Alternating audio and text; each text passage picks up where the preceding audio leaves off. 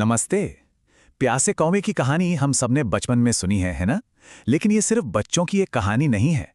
ये हमें सिखाती है कि मुश्किल से मुश्किल समय में भी एक सिंपल सी सोच और हिम्मत से कैसे रास्ता निकाला जा सकता है। तो चलिए इस कहानी के पीछे छिपे गहरे सबक को आज समझते हैं। देखिए, कहानी का हीरो कोई राजा या कोई बहुत बड़ा योद्धा नहीं है, बल्कि एक साधारण सा कौवा है। लेकिन इसी साधारण से किरदार के जरिए हम एक बहुत बड़ा सबक सीखते हैं। उसकी कहानी एक बहुत ही बेसिक जरूरत से शुरू होती है, प्यास, जो हम सब महसूस करते हैं। तो कहानी का पहला हिस्सा हमें सीधे उस संकट से मिलवाता है जिसका कौवा सामना कर रहा है। ये सिर्फ प्यास नहीं है, बल्कि ये एक तरह से जीने या मरने का सवाल बन गया है, और वो भी एक बहुत ही गंभीर हालात की वजह से। ये कोई आम गर्मी का दिन नहीं था। उस साल गर्मी ने सारे रिकॉर्ड तोड़ दिए थे, और इसकी एक वजह पेड़ों की अंधाधुंध कटाई भी थी। इसी वजह से सारे नदी तालाब सब सूख चुके थे।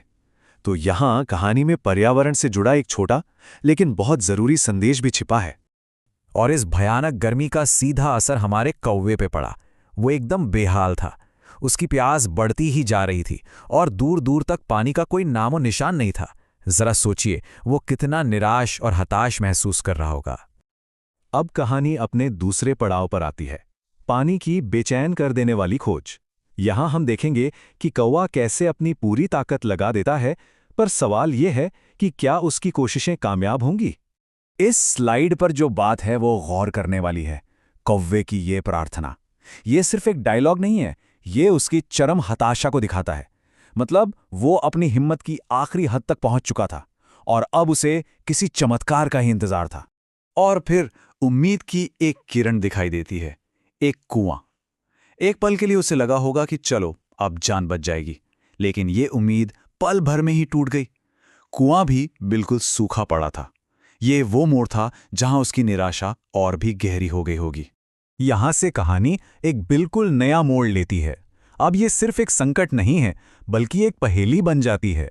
एक ऐसी चुनौती जिसे ताकत से नहीं बल्कि दिमाग से हल किया जा सकता है। अपनी निराशा में बस उड़ते हुए कौवे को एक घर के पास एक घड़ा दिखाई देता है। ये एक और मौका था, और शायद आखिरी भी। इस खोज से उसके अंदर एक नई उम्मीद जग जाती है। लेकिन यहां एक नई प्रॉब्लम खड़ी हो गई। घड़े में पानी तो था, पर इतना कम कि कौवे की चोंच उस तक पहुंच ही नहीं सकती थी। ये कहानी का सबसे जरूरी मोड़ है। मतलब हल सीधा नहीं था। अब कौवे की समझदारी का असली इम्तिहान था। ये सवाल सिर्फ कौवे के लिए नहीं है, ये हम सबके लिए है। जब मंजिल दिखाई दे रही हो लेकिन पहुंच से बाहर हो, तो क्या करना चाहिए? क्या हमें हार मान लेनी चाहिए? हम होते तो क्या करते? और अब हम आते हैं कहानी के सबसे रोमांचक हिस्से पर, यानी कि समाधान पर। यह हिस्सा दिखाता है कि कैसे निराशा को एक शानदार आइडिया में बदला जा सकता है। और यह था वो आहा मोमेंट। कौवे की नजर अपने आसपास पड़ी छोटी छोटी चीजों पर जाती है। कंकर, जो चीजें बिल्कुल बेकार लग रही थी, वही उसका समाधान बन गई। यहीं से उसकी सोच में एक जबरदस्त बदलाव आता है। जैसा कि आप देख सकते हैं, उसका प्लान बिल्कुल साफ था। ये कोई अंधी कोशिश नहीं थी, बल्कि एक सोची समझी प्रक्रिया थी। एक एक करके कंकर उठाना, उन्हें घड़े में डालना जिससे पानी ऊपर आए, और फिर अपनी प्यास बुझाना।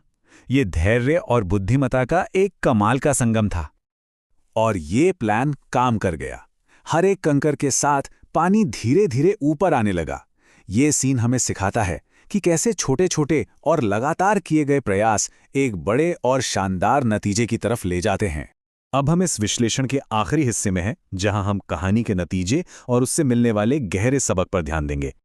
आखिर में कौवे को अपनी मेहनत और समझदारी का मीठा फल मिलता है। वो पानी पीकर अपनी जान बचाता है। ये सिर्फ प्यास बुझाना नहीं है, ये उसकी जीत है, मुश्किल हालातों पर, निराशा पर और खुद की सीमाओं पर। और यही इस कहानी का असली मंत्र है। कामयाबी सिर्फ मेहनत या सिर्फ समझदारी से नहीं मिलती, बल्कि दोनों के मिलने से मिलती है। मुश्किल समय में शांत रह के सोचना और फिर उस सोच पर मेहनत करना, यही सफलता की असली चाबी है। तो अंत में ये सवाल हम सबके लिए है। हमारी जिंदगी में वे छोटे छोटे कंकर क्या हैं? वो कौन से संसाधन या विचार हैं जो शायद छोटे लग सकते हैं, लेकिन जिनके सही इस्तेमाल से हम अपनी सबसे बड़ी चुनौतियों का भी समाधान कर सकते हैं। इस पर जरूर सोचिएगा।